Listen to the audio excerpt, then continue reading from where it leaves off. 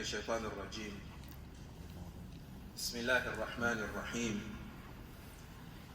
الحمد لله الذي قدم لنا مواسم للطاعات ووعدنا بجزاء إن امتثلنا بأوامره في هذه المواسم. فالسعيد من اغتنم تلك المواسم للتقرب إلى الله سبحانه وتعالى. ومن تلك المواسم صيام يوم عاشوراء في شهر الحرام، شهر الله المحرم. فها نحن في يوم العاشر من شهر الله المحرم. فما هي الهدي المصطفى صلى الله عليه وسلم بنسبة هذا اليوم المبارك؟ وما هي الدروس والعبر التي نستطيع أن نستنبطها من هذا اليوم المبارك؟ إن الله تبارك وتعالى لما خلقنا لم يتركنا هملا، بل قدم لنا مثل هذه الأيام لنتقرب إليه سبحانه وتعالى، لأن هذه المواسم تكتب في كتبنا يوم القيامة. فمن كثر فيه أعماله في هذه الدنيا فيكون من السعداء في الدنيا وفي الآخرة. Brothers and sisters in Islam, we thank the Almighty Allah for giving us an opportunity to be here today. We thank Him for His mercies that He's bestowed upon us. We bear witness that there is no deity worthy of worship except the Almighty Allah. We also bear witness that the Prophet Muhammad sallallahu alayhi wasallam is His servant and His messenger. Whosoever the Almighty Allah guides is really guided.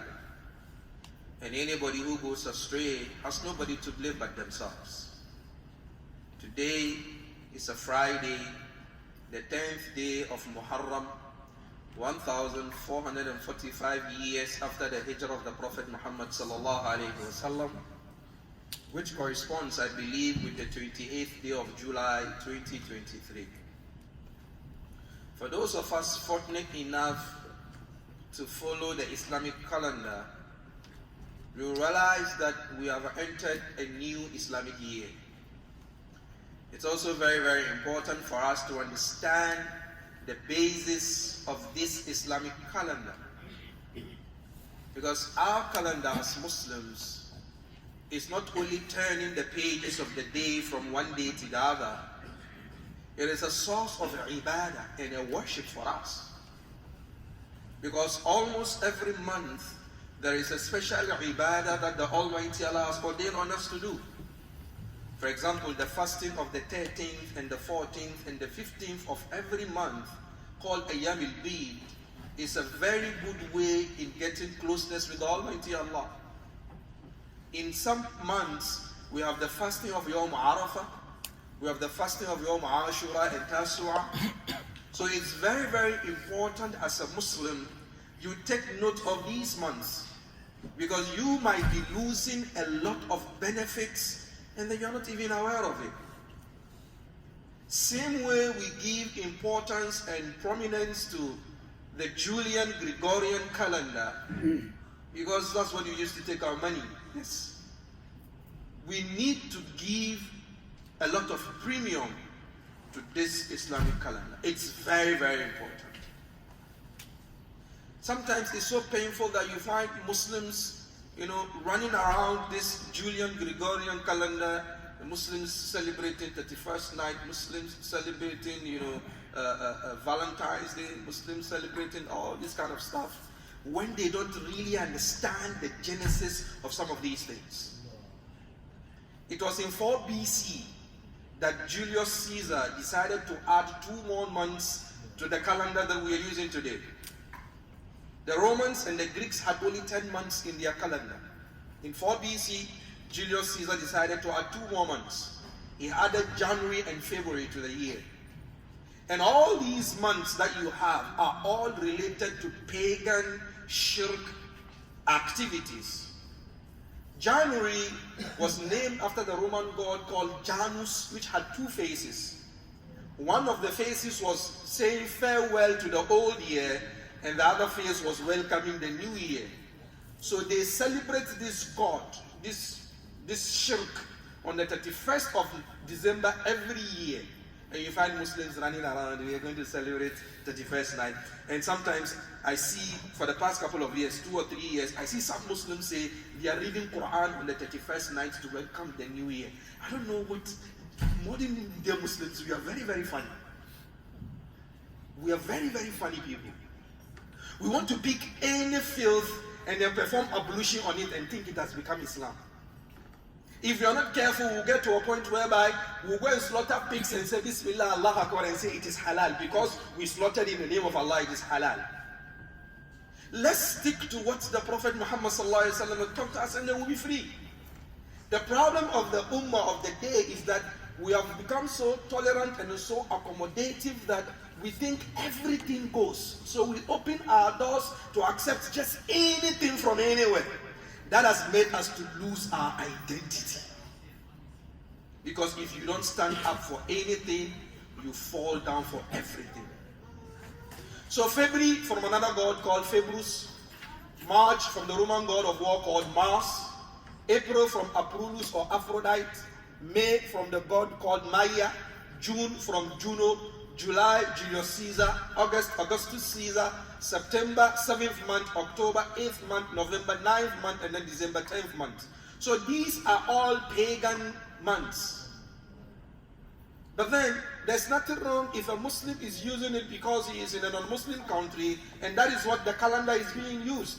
That's it. You use it to count the months to take your pay, and that's it. But then for you to hold it religiously to the extent whereby you know it and understand it and know all the holidays in there and you are even planning for all the holidays in there, I think we need to have a recheck of our, of our priorities as Muslims. Today is the 10th day of Muharram and the first month of the Islamic year. And for us Muslims too, there's nothing like celebrating the Islamic New Year. Let's understand that. We don't have that in our deen. The idea of a year, the Arabs historically didn't have a specific system of dating. Unlike the Persians and the Romans, the Arabs didn't have it. So when you read the Arabic history or even the history of Islam, we say the Prophet was born in the year of the elephant. There's no specific year. Because the Arabs didn't have something like that. So they used, situations or happenings or occurrences as a dating point. Even in the Seerah, you hear that Abu Talib died in the year of grief. No specific date for that.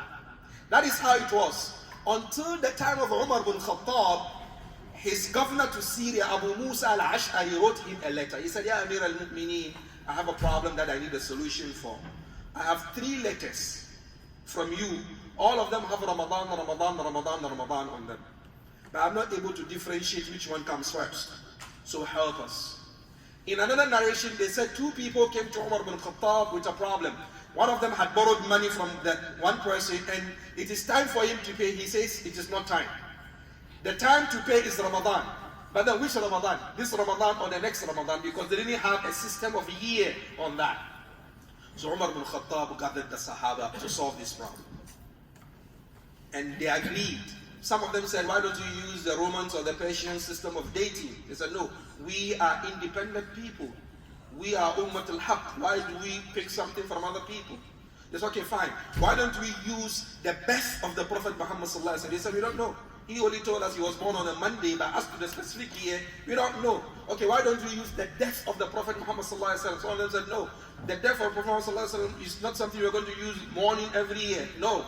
And then they agreed, let's use the hijrah, the migration of the Prophet Muhammad ﷺ from Mecca to Medina, because that is when we became an independent nation. We became autonomous, we can rule ourselves. And that is when we were able to flex our muscles, so they decided to use the hijrah as the starting point. But it is a known fact that the Prophet Muhammad ﷺ migrated in Rabiul Awwal. He didn't migrate in Muharram. Why then did they make Muharram the first month of the year? They decided that let's make Hajj the last activity of the year. So when the Muslims go back to their countries, the new month becomes the new year. And this happened in the 17th year of Hijrah during the time of Umar bin Khattab. So this is how we came about our Islamic calendar. The Almighty Allah says in Surah At-Tawbah, verse 35, إِنَّ عِدَّةَ الشُّهُورِ عِنْدَ اللَّهِ 12 شهرا في كتاب الله يوم خلق السماوات والأرض منها أربعة حرم. Verily the number of months in the sight of the Almighty Allah are 12. And amongst these 12 we have 4 that are sacred. And these 4, you wouldn't know them unless you go to the school of the Prophet Muhammad sallallahu alaihi wasallam for him to teach us. The hadith is found in Sahih Bukhari and Muslim, the hadith of Abu Bakr al-Aslami, where he said, in the days of Mina, where they finished the Hajj there in Mina, the Prophet Muhammad sallallahu alaihi wasallam admonished them, and then he said, إن الزمان قد استدار كهيئته يوم خلق السماوات والأرض السنة 12 شهر منها 4 حرم 3 متواليات ذو القعدة وذو الحجة ومحرم وواحد فرد رجب مضر الذي بين جمادى وشعبان. The hadith is very long. If you are going to read it in Arabic language, it's going to take time. Just the import of the hadith, the Prophet is saying there are 12 months, same way the verse in Surah At-Tawbah says. And the Prophet said 4 of them are sacred, same as the one the ayah says. And then the Prophet explained. He said 3 of them are sequential. He said Dhul Qa'dah, Dhul Hijjah, and Muharram. So we are in Muharram now. And the 2 other months that came before Muharram are all sacred and very holy months. Why? Because that's how the Almighty Allah wants it. And then committing sins in this month is more dangerous than committing sin outside these months. Let's take note of it. As Muslims, let's be very, very wary of some of these things. Committing a sin in these holy months is more dangerous than committing sin in the outside months. That doesn't mean that you take the other months to, for granted and commit sin in there. No. Just to draw your attention that be very careful. And then the Prophet said, وَرَجَبُ مُضَرْ. We have 2 big Arab tribes, Mudar and Rabi'a.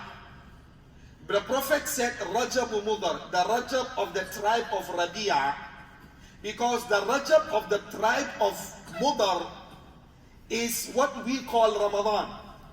So the Prophet Muhammad wanted to specify which Rajab he means, so that we don't miss the Rajab. He said, وَرَجَبُ مُضَرْ. He said, الَّذِي بَيْنَ جُمَادَى وَشَعْبَانَ.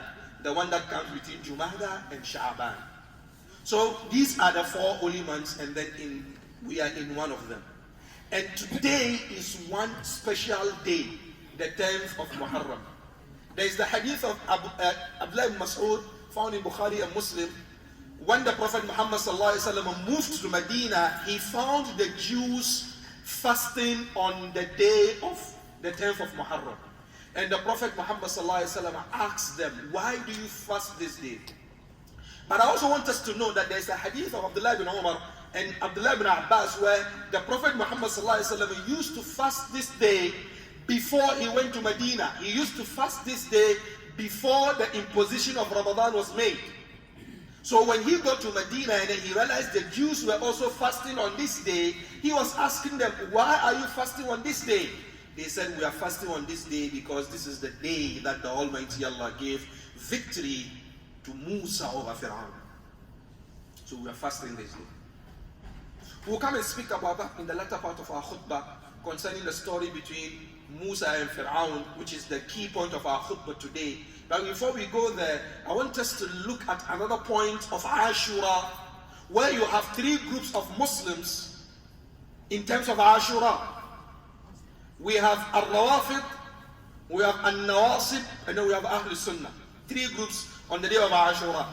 Al-Rawafid, which are popularly called Shia, they take this day as a day of mourning. And you've seen that on the news outlets, on your social media, some people cutting themselves, beating themselves, crying, tearing their clothes, and then shouting, Ya Hussein, Ya Hussein, Ya Hussein. That is what they take this day. Because on the 61st year of Hijrah, on the 10th of Muharram, Hussein, the grandson of the Prophet Muhammad ﷺ, was wickedly murdered on this day. And it happened. And those who assassinated him and killed him were people who claimed they are Muslims. This is not a time for us to delve deep into the history, what happened or what didn't happen. But this is the position that the Shia take on this day, that because today is exactly the day that, Hussein was killed, was murdered, today is a day of mourning. They tear their clothes, they hit themselves, they slap themselves, they beat themselves, they cut themselves, saying on that day Hussein called out for people to come and help him, and nobody went out to help him. So they are punishing themselves for not going out to help Hussein on that day. It's a little bit, logically, inaccurate, because you came 1,000 years later. So how could Hussein be calling you for you to come and help him? So it's a little bit problematic. The second group we call An-Nawasib. When they saw the extremity of the Shia on the day of Ashura, they created a day. On the same day, they say, if these people are mourning, we are going to make merry. We are going to enjoy. We are going to cook. We are going to eat.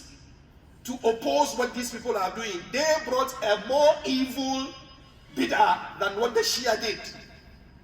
And all these things, the Prophet Muhammad sallallahu alaihi wasallam had already predicted these things that are going to happen sallallahu alaihi wasallam. If you go into our seerah, especially there's a book by one of our Sheikh called Uthman al-Khamis, he calls it Hikbatun min al-Tarikh, ma bayna wafat al-Nabi sallallahu alaihi wasallam ila maqtal al-Husayn. It's just a portion of history from the day the Prophet Muhammad sallallahu alaihi wasallam died to the day Hussein was assassinated. He put 50 years of history in about 200 to 300 pages. It's a very good book. It's in Arabic language. I don't know if it has been translated in any other language, but it's a very good book if you want to have a clear understanding of what happened after the death of the Prophet Muhammad sallallahu alaihi wasallam to the assassination of Hussein. So these first two groups are the extreme portion. The first group say today is a day of mourning. We're going to kill ourselves. We're going to cut ourselves. We're going to do all this stuff. Another group say this day is a day of merrymaking, it's a day of happiness, it's a day of enjoying. But then Ahl Sunnah wal Jama'ah are in the middle path. They say today is not a day of mourning, neither is it a day of merrymaking and fasting, merrymaking and eating. It is a day where the Prophet Muhammad sallallahu alaihi wasallam said we should fast. But that doesn't mean that we are happy that Hussein has been killed or he has been assassinated. No. We are just not going to hold this day as a memorial day every year, mourning and crying and beating ourselves, because the one who deserves for us to cry every day for his death is Muhammad sallallahu alaihi wasallam, and we didn't do that. After him it is Abu Bakr Siddiq, and then we didn't do that. After him it is Umar bin Khattab, and then we didn't do that. And then Uthman bin Affan and Ali bin Abi Talib. Umar, Uthman and Ali were all assassinated. They were all killed. But then we didn't hold the day that they were killed as a day of what? As a day of mourning. So we will not hold the day that Hussein was murdered as a day of mourning. But then we're also not going to bless those who killed Hussein, but we would rather pray that the Almighty Allah deals with them on the day of Qiyamah. أقول ما تسمعون أستغفر الله لي ولكم ولسائر المسلمين من كل ذنب فاستغفروه إنه هو الغفور الرحيم.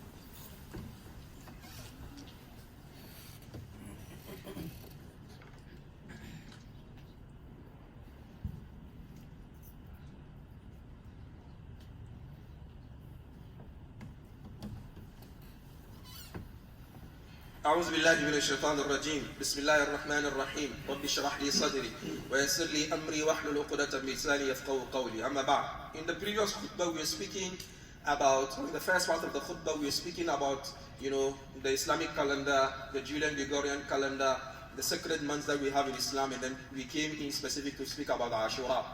And we said the hadith of Ibn Abbas that is found in Sahih Muslim, where the Prophet Muhammad sallallahu alaihi wasallam asked the Jews why they fasting on this day. They said it is because the Almighty Allah gave victory for Musa over Pharaoh. So I want us to let's look at some lessons we can pick from the history of Musa and Pharaoh in respect to this day, because some of us are fasting. Maybe some of us do not know, some of us know. Number one, let's understand one thing. Whatever the Almighty Allah decrees is going to happen. Nobody can stop it. The Almighty Allah's decree is going to happen no matter who raises his nose or his shoulders. Why? Pharaoh dreamt. In his dream, it was interpreted to him that a young Jewish boy is going to be the cause of his demise and the destruction of his kingdom. So he took it upon himself to kill every Jewish boy that was born. Some of the Mufassirin said Pharaoh killed more than 20,000 Jewish boys. And do you know what the Almighty Allah wanted? The Jewish boy who was going to destroy Pharaoh, the Almighty Allah brought that boy in the house of Pharaoh. Pharaoh nurtured him, he taught him, he fed him, he clothed him, he played with him, and the boy grew up to destroy him too. Whatever the Almighty Allah decrees is going to happen. No matter the machinations that people will do against your progress in life, whatever the Almighty Allah wants is going to come to pass. Nothing is going to afflict us except what the Almighty Allah has decreed for us. Huwa Maulana, He is our cherisher, He is our provider, He is our sustainer.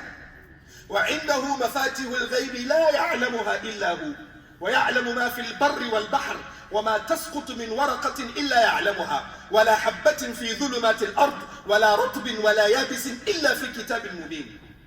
All the keys of unseen are with the Almighty Allah. Nobody knows it except the Almighty Allah. He knows what is on the earth and He knows what is in the sea. No leaf will fall from a tree except the Almighty Allah knows it. There is no fresh tree or a dry tree except the Almighty Allah knows everything about it. You might be here in the masjid and then you might be going through some financial difficulties. Wallahi, Allah is aware of it. You might be in the masjid today, you are going through some health complications. Wallahi, the Almighty Allah is aware of it. You might be in the masjid today, you are having some marital problems with your spouse. The Almighty Allah is aware of it. Ya sahib al-hammi inna al-hamma munfarijun abshir bi khayr fa inna al-farij Allah. Allah yuhdithu ba'da al-usri maysaratan la tajza anna fa inna as-sani Allah. إذا بليت به فثق به وارض به إن الذي يكشف البلوى هو الله. الله يعلم الله يحدث العسرة يحدث اليسرة بعد العسرة. والله ما لك غير الله من أحد فحسبك الله في كل لك الله. Where are you, my brother? You might be terminally ill. Where are you, my sister? You are married for years, no child. Where are you, my brother? You are looking for a spouse, no woman wants to marry you. Where are you, my brother? You've come to this country, you are looking for documents for your stay to be legal, it is not coming. Where are you, my brother? You are looking for a job, the job is not coming. لا تجزعن فإن الصانع الله. Don't lose hope, the one who runs the affairs of the dunya is Allah. When you are tested, when you go through trials and tribulations, let your hope and let your desires be with the Almighty Allah. Finally understand one thing. مَا لَكَ غَيْرُ اللَّهِ مِنْ أَحَدٍ. You don't have anybody more powerful than the Almighty Allah.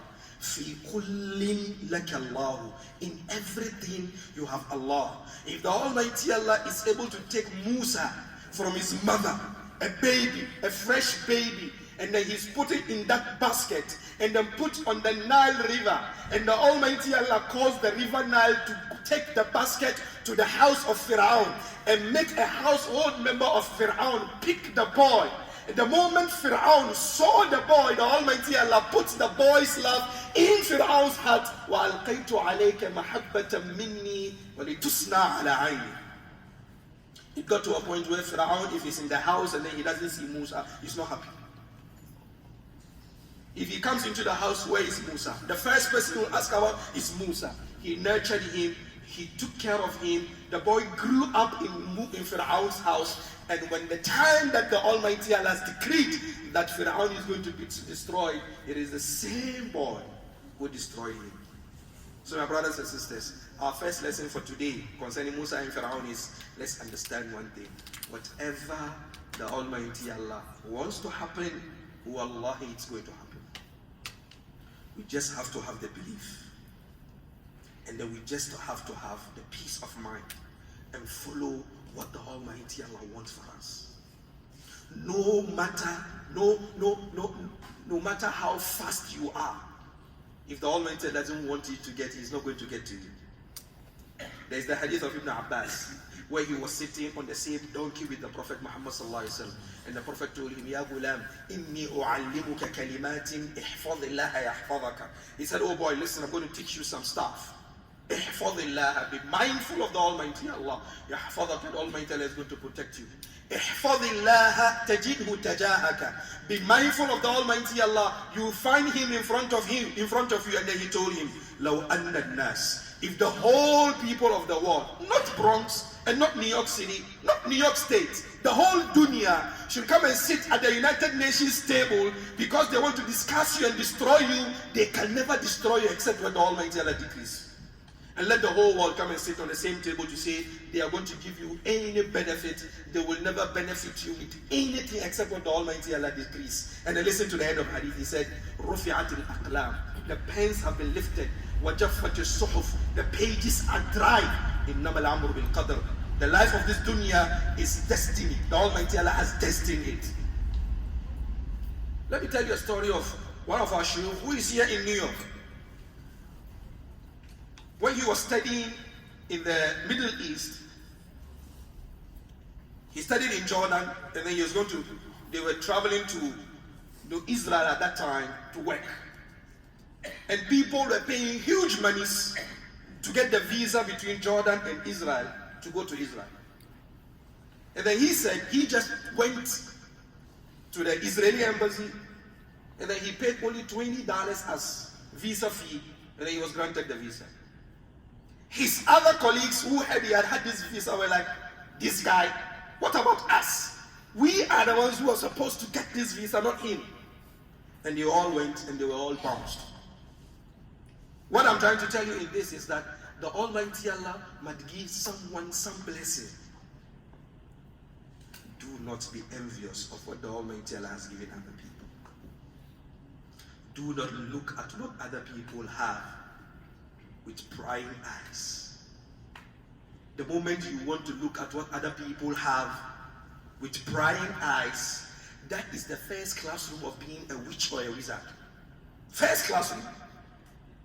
Because what you are saying is that Allah doesn't know how to distribute wealth. Why did he give it to him? I'm the one who deserves it. You see, I'm the one standing here giving the khutbah. But my teachers are here, my fathers are here, my uncles are here. Does it mean I'm better than everybody here? No. It's just a privilege given to a small boy to come and, give what he knows within the Quran and Sunnah, and that's it. It doesn't make me better. It doesn't make me more knowledgeable. It doesn't give me any preference over anybody here. It's just that one person might stand here today to give the khutbah, and it was me, and that's it. So number one, let's understand that the Almighty Allah, whatever He wants, is going to happen. Number two, the story of Musa and Pharaoh. Nobody has the power to make you go astray unless you accept to do so. Why? At the time that Pharaoh was saying, Ana Rabbukumul A'la, his wife was saying, Subhana Rabbiyal A'la. At the time that Pharaoh was saying, I am God, it got to a point where that Pharaoh was saying, yes, I agree there is God, but he's the small one and I'm the big one. His wife, who was next to him, in the next room, was saying, Subhana Rabbiyal A'la. And if you go to Surah Al-Tahrim, the Almighty Allah used her as an example. He said, وَضَرَبَ اللَّهُ مَثَلًا لِلَّذِينَ آمَنُوا إِمْرَأَةَ فِرْعَوْنَ. When the Almighty Allah is giving an example of people who are believers, He said, the wife of Pharaoh. It tells us that you must be careful who you choose as your friend in this dunya. You must be careful who is your companion. I always say this, especially to the young ones like myself. Choose your friends, don't let your friends choose you. We live in very dangerous times. And we live in a country that has unlimited liberties. If you fall into the wrong company, you're going to lose your iman, you're going to lose your etiquette, you're going to lose your manners and your character.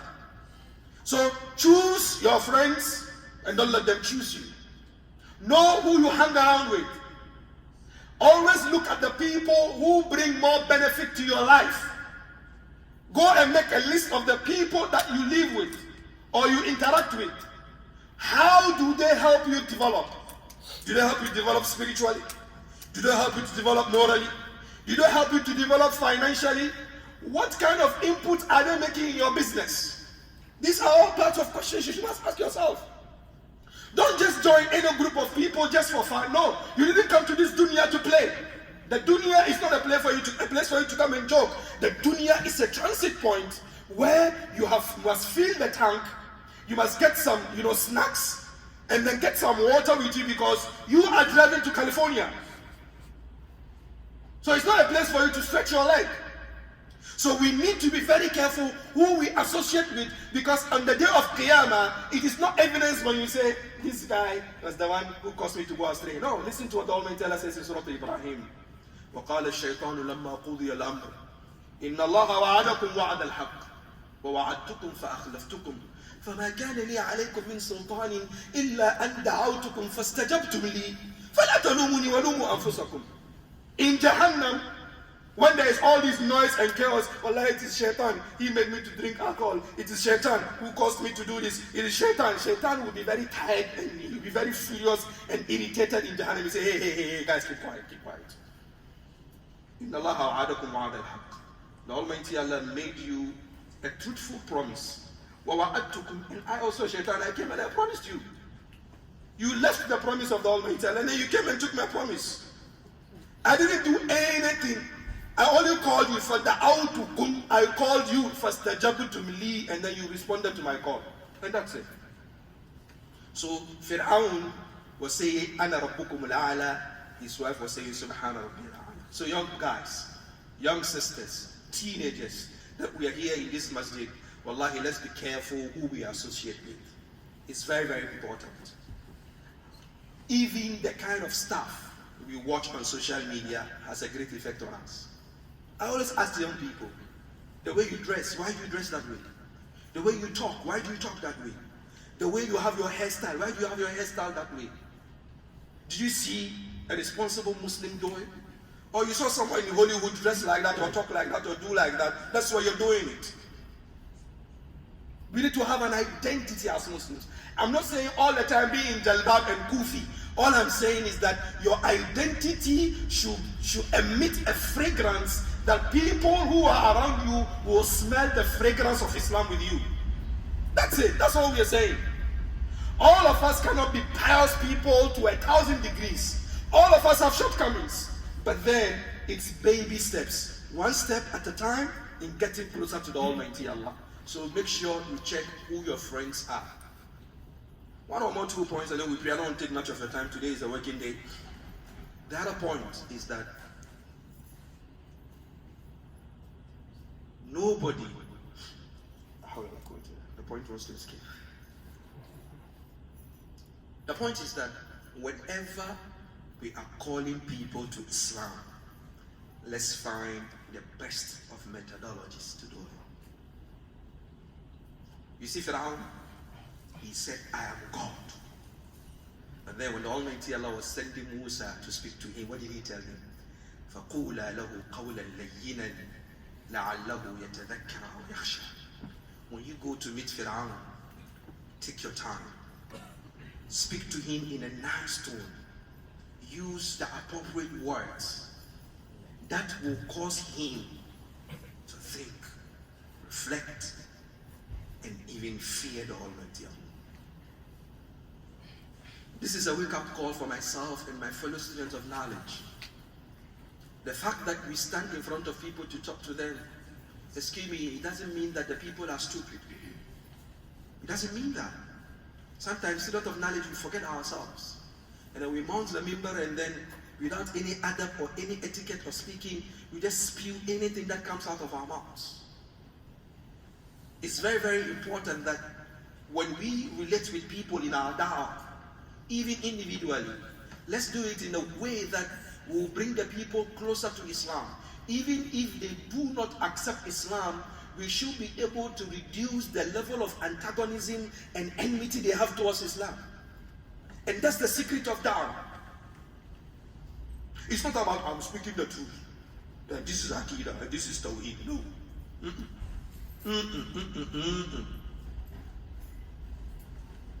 Khutbah to Ibn Rabi'a Abu Walid came to the Prophet Muhammad sallallahu alaihi wasallam. He came to debate the Prophet Muhammad sallallahu alaihi wasallam. He said, "Ya Muhammad, listen, you were a small boy here in Mecca when you were born. We are all here when you were born. We know your father, we know your mother, we know all your family members. this disturbance that you are causing us in Makkah, if it is money that you want, let us know. We'll gather all the money and make you the richest person in Makkah. If it is position that you want, let us know. Whatever you're going to decide, we will not take a decision until we inform you. Okay, even if it is, even if you want to be the king of Makkah, let us know. We will make you the king of Makkah. Maybe you've seen a woman that you like. That is why you're disturbing us. Let us know. We'll get her for you to marry. And if you have a problem here to upstairs, let us know. We'll find, this is an insult. But what did the Prophet Muhammad sallallahu alaihi wasallam? He kept quiet. He listened to him. He didn't interrupt him. When he finished, he told him, our qad farakta ya Abul Walid. Are you done, oh father of Walid? He didn't call him by his first name, Khutbah. He didn't call him, hey, kafir, listen. Not those kinds of words do not come out of the mouth of the Prophet Muhammad sallallahu alaihi wasallam. Abusive words do not come out of the mouth of the Prophet Muhammad sallallahu alaihi wasallam. Insults do not come out of the mouth of the Prophet Muhammad sallallahu alaihi wasallam. And he is our role model as Muslims. He said, are you done, oh the father of Walid? The Arabs, they say when they want to respect you, they call you by your kunya. And your kunya is by calling you the name of your son or your daughter. So the Prophet's kunya is Abul Qasim, the father of Qasim. So in respecting this kafir, the Prophet Muhammad sallallahu alaihi wasallam used the kunya and called him Abul Walid. He said, I'm done. And the Prophet said, then listen. And then he read to him Surah Fussilat. If you go home, go and check Surah Fussilat. In one of the Hamim, some few surahs after Yasin. After he had finished, the Prophet told him, have you heard me? He said, yes. You can do whatever you want to do. And Abul Walid left.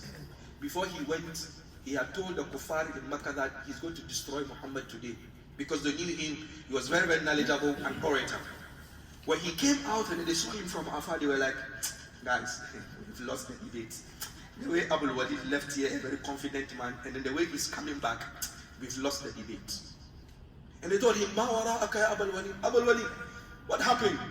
He said, I have listened to Muhammad today and I've heard him say some things that is beyond the creation of a human being. He said, the statement I heard from Muhammad today, no human being can create that statement. So guys, listen to me. And if there's any consequence, blame me.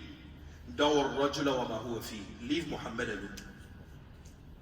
In yadhhar ala al-arab, famulkuhu mulkukum wa izzuhu izzukum. If he overpowers the Arabs, then his power is going to be your power, and then his dominion is going to be your dominion. But if the Arabs destroy him, then they've done for you a job that you were willing to do. Abul Walid did not accept Islam, but he went out there defending the Prophet Muhammad sallallahu alaihi wasallam. How do I do my da'wah? And how do you do your da'wah? Da'wah is not only standing on the minbar, it's even how you relate to people. Some of us Muslims are so pious that some Muslims are scared to stand next to us in salah. Yes. Some of us, our iman is so high that other Muslims are scared to come to us. Muslims, the Almighty Allah has made us the torchlight of the dunya. Ours is to put our hands in the trenches and pull people out of it and then give them a pathway to a successful life. Ours is not to push people back into the depth of darkness. If we are doing dawah and our dawah is driving people away from Islam, we need to check our dawah. It is us and not Islam. Ours is to make Islam accommodative to people for them to come. The masjid is also for the sinners, same way it is for the pious people. The Almighty Allah created Jannah for all of us. Each and every one of us is struggling with his iman. None of us is there yet. So we need to help and bring people closer to the Almighty Allah and make them feel some spiritual security when they come next to us. Let them feel that they can come to you to ask the pertinent questions about Islam. Don't let people be scared of you in the masjid. This masjid, I can't go there. This guy, because some of us, when some people come into the masjid, the way we look at them from up to down to sideways, I don't know, it's as if we belong to one, I don't know. May the Almighty Allah safeguard us. ربنا آتنا في الدنيا حسنة وفي الآخرة حسنة وقنا عذاب النار. ربنا لا تزغ قلوبنا بعد إذ هديتنا وهب لنا من لدنك رحمة إنك أنت الوهاب. اللهم أعز الإسلام والمسلمين وأذل الشرك والمشركين ودمر أعداء الدين وانصر إخوان المستضعفين في كل مكان. اللهم من أرادنا وأراد الإسلام بسوء فاغضب عليه.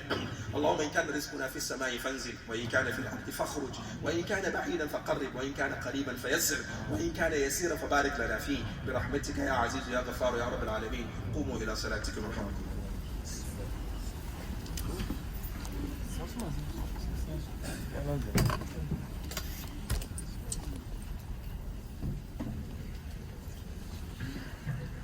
الله أكبر الله أكبر أشهد أن لا إله إلا الله أشهد أن محمدا رسول الله حي على الصلاة حي على الفلاح قد قامت الصلاة قد قامت الصلاة الله أكبر لا إله إلا الله.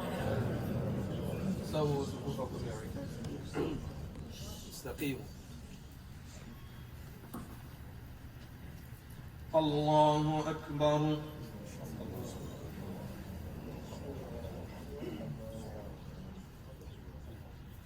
الحمد لله رب العالمين الرحمن الرحيم مالك يوم الدين إياك نعبد وإياك نستعين اهدنا الصراط المستقيم صراط الذين أنعمت عليهم غير المغضوب عليهم ولا الضالين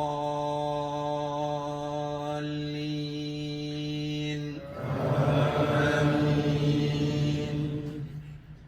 وهل أتاك حديث موسى إذ رأى نارا فقال لأهلهم كثوا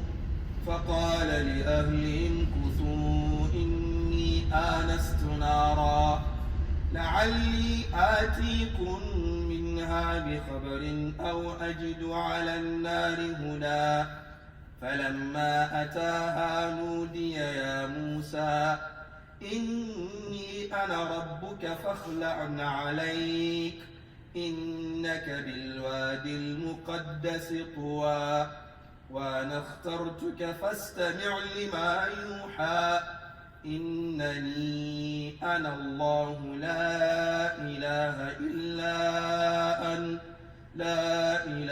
إلا أنا فاعبدني وأقم الصلاة لذكري إن الساعة آتية أكاد أخفيها لتجزى كل نفس بما تسعى فلا يصدنك عنها من لا يؤمن بها واتبع هواه فتردى. الله أكبر.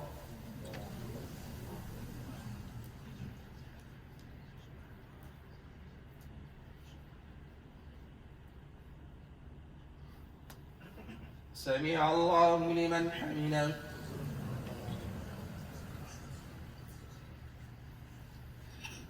الله أكبر.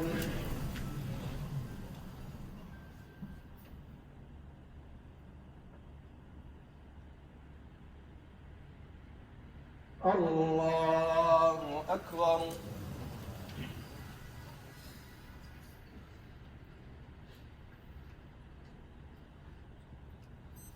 الله أكبر.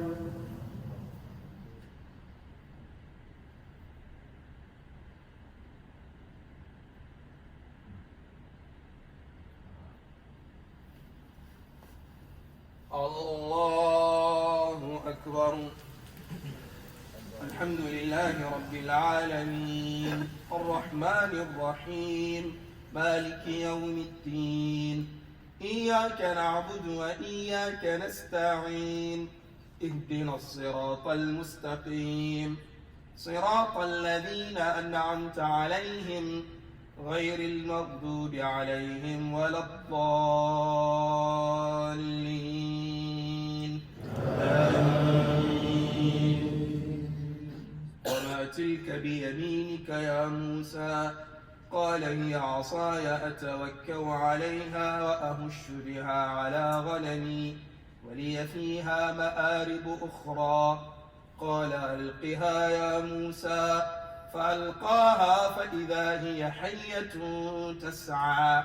قال خذها ولا تخف، سنعيدها سيرتها الأولى، واضمم يدك إلى جناحك تخرج بيضاء من غير سوء آية أخرى لنريك من آياتنا الكبرى. اذهب إلى فرعون إنه طغى. الله أكبر.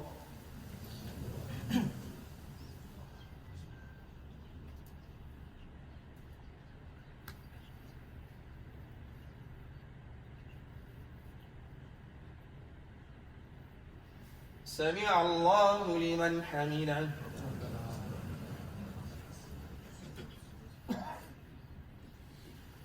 الله أكبر.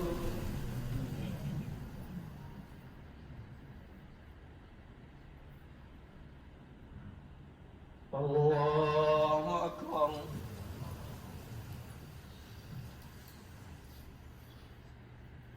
الله أكبر.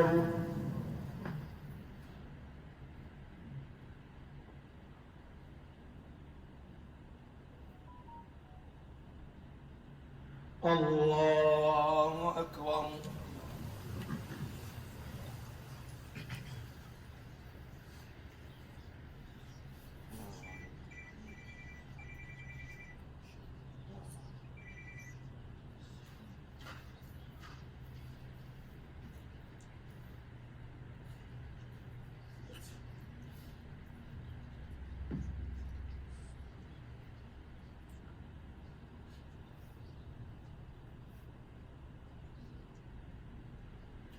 السلام عليكم ورحمة الله. السلام عليكم ورحمة الله.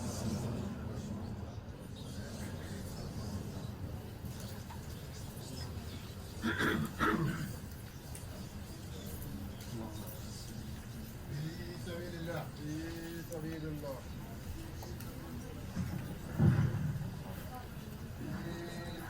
في سبيل الله، في سبيل الله في المسجد، في سبيل الله. We thank Sheikh Kishk. I believe some of you here, you know him. If you don't quite know Sheikh Kishk, you may know his father. His father is Sheikh Bashir Yando. And that Sheikh Bashir Yando's son. You know Sheikh Bashir is popularly known in West Africa, Europe, and Asia. That's his son. That's Allah to worship. Sheikh is from Philadelphia. He's Imam from Philadelphia. We thank Sheikh.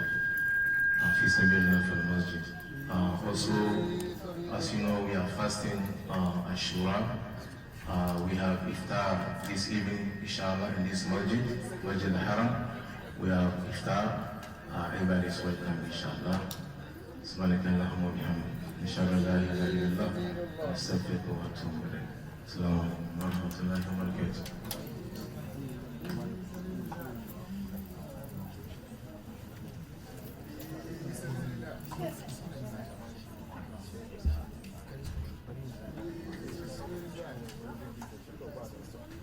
في سبيل الله.